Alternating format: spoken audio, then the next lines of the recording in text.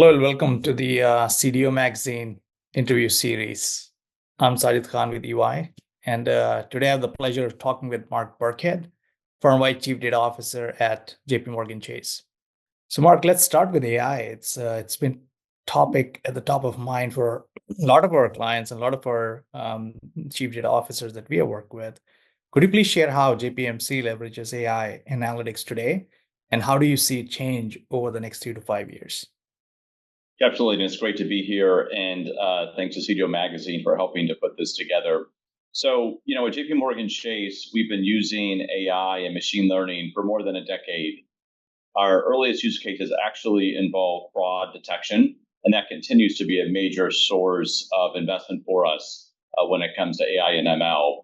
But today, we have more than 400 AI ML use cases in production. They support a wide range of business outcomes across all of our lines of businesses, whether it's our corporate investment bank, whether it's our Chase businesses, our wealth management businesses, or asset wealth management businesses. And they really scan the gamut in terms of marketing and personalization, around trade optimization, around efficiency.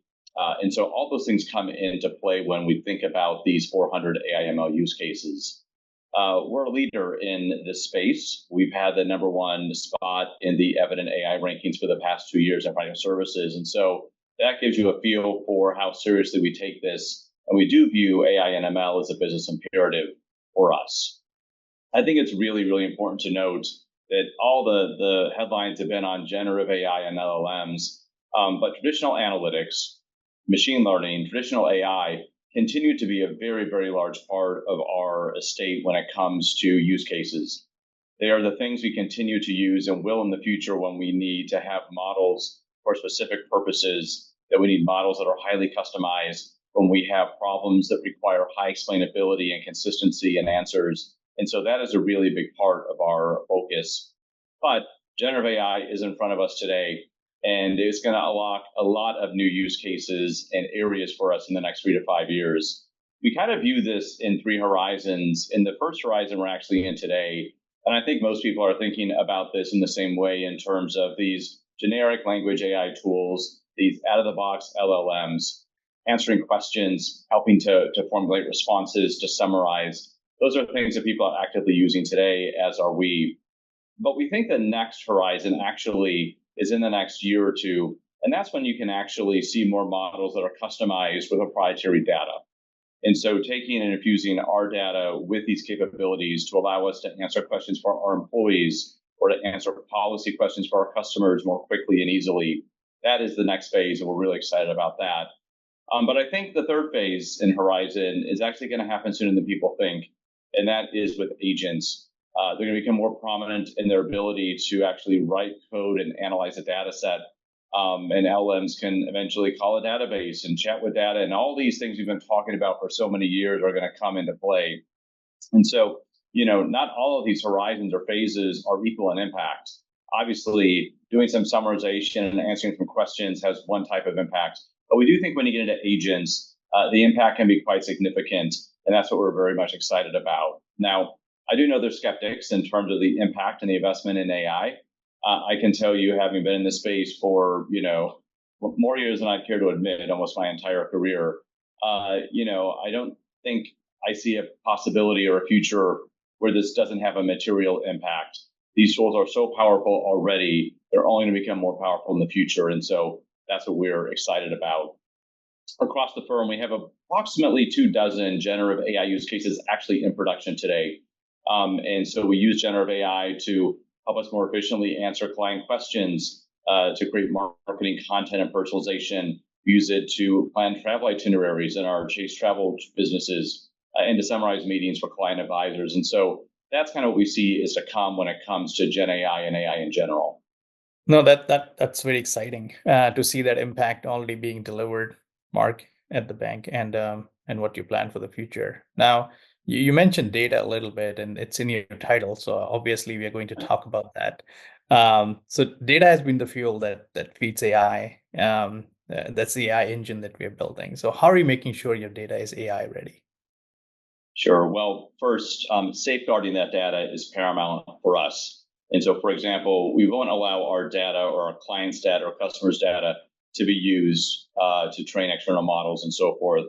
And we have extensive parameters and guardrails in place to ensure that that data is used properly, is of high quality, is really governed and controlled. And we worked really, really hard to minimize the external footprint of our data outside our firm, outside these four walls. And so we've taken a lot of steps to try to reduce the amount of data that leaves this firm to make sure that if it does leave, it's absolutely necessary. And really pulling back from a lot of benchmarkers and so forth that kind of take data and aggregate it and package it. Those are things that we are really trying to minimize and have had a lot of success doing that over the past couple of years. So with the safeguarding, the control, the governance, it then gives you the license to start doing more with data. And look, data has always been important. I think we always realize that. But I think for a lot of people and a lot of senior leaders outside the space, data kind of feels like oxygen. It's just something that is around the universe and circling, and obviously people use it, but it's really hard to kind of grasp onto it and really put, a definition to it. And if you can't really put a definition to it, it's hard to figure out how much to invest in it and what to do with it. And so our perspective, and my perspective personally, is that data, while always being important, is even more important today. When you get into a world of LLMs, you get into a world of Gen AI, data becomes your intellectual property.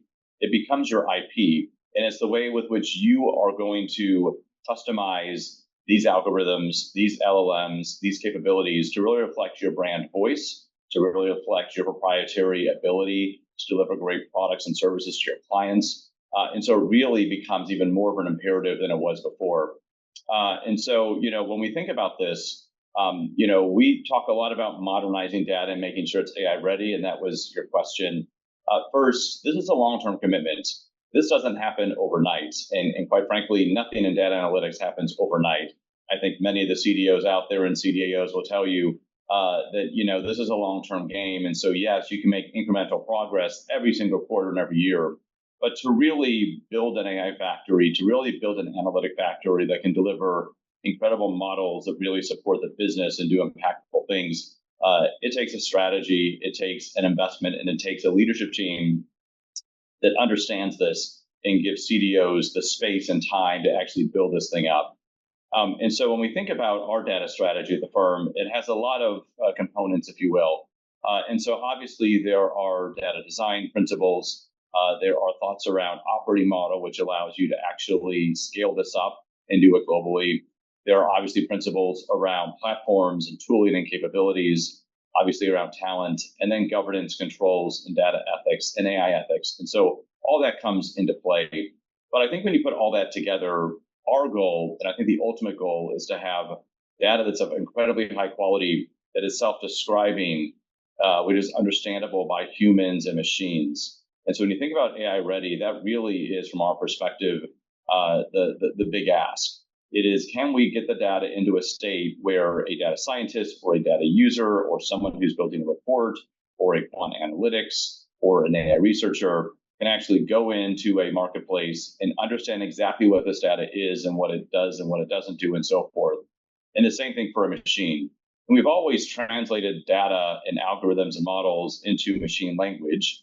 That numerical piece has always been there in zeros and ones. But now we also have to translate it into a language that LLMs and models can understand, like vectors and embeddings. And so all this makes things a little more complex. But it comes back to having real good alignment around data design principles and ontologies and vocabularies, on classification, on incredible metadata, publishing standards, and so forth. And so that needs to be configured for all of our businesses. And that's going to allow us to actually have data that's more AI ready.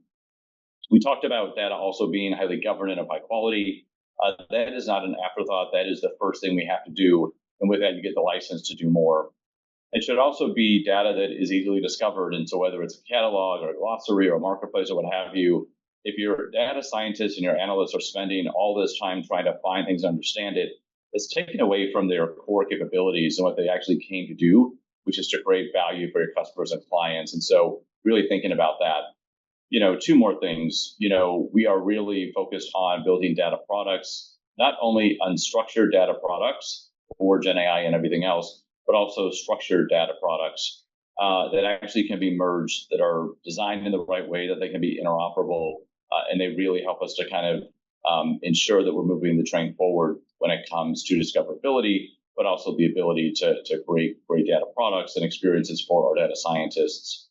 And then lastly, obviously the compute and the platforms are really important in ensuring that our data scientists have an elegant solution, that they have a great experience when they're working within our platforms is important to us as well. And so all those things come into kind of making data AI ready. All that comes into our data strategy. Those are all the things we're thinking about today at JPMorganChase.